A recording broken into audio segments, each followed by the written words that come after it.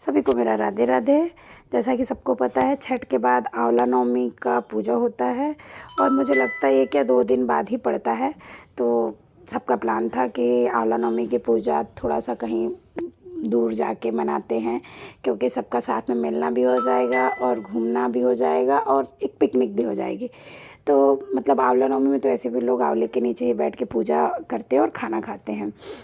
तो इस वजह से सब लोग अपने अपने घर से कुछ कुछ बना कर लेकर आए थे और ये था कि वहीं पर खाएंगे। बट जैसे वहाँ पहुँचते इतनी बारिश थी कि सबकी हालत ख़राब हो गई।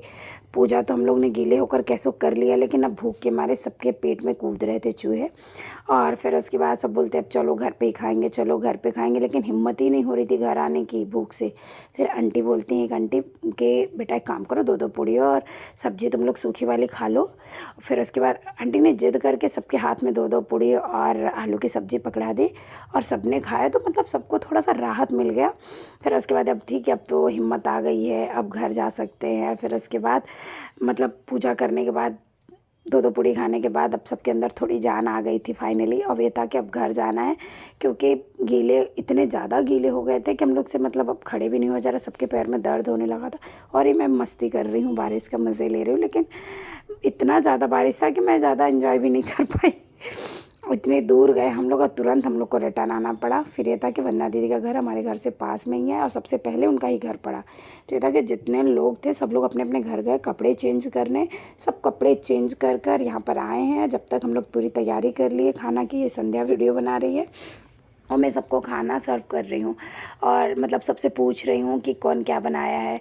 तो शायद प्रज्ञा ने छोला बनाया था, ममता दीदी ने रायता, पूड़ी और अचार और पापड़ वगैरह ले गई थी। डॉली दीदी भी शायद पूड़ी कचौड़ी बना कर लाई थी, नमकीन। और ममता दीदी शायद लड्डू भी लाई थी। संध्या पूड़ी ले आई थी, सैलेड लाई थी, अंजलि खीर लाई थी, वंदना दीदी जीरा राइस बनाई थी, मंजू दीदी ने वेज पुलाव, चटनी और पता नहीं और भी कुछ लेकर आई थी। मेरे यहाँ से आलू की सूखी सब्जी थी।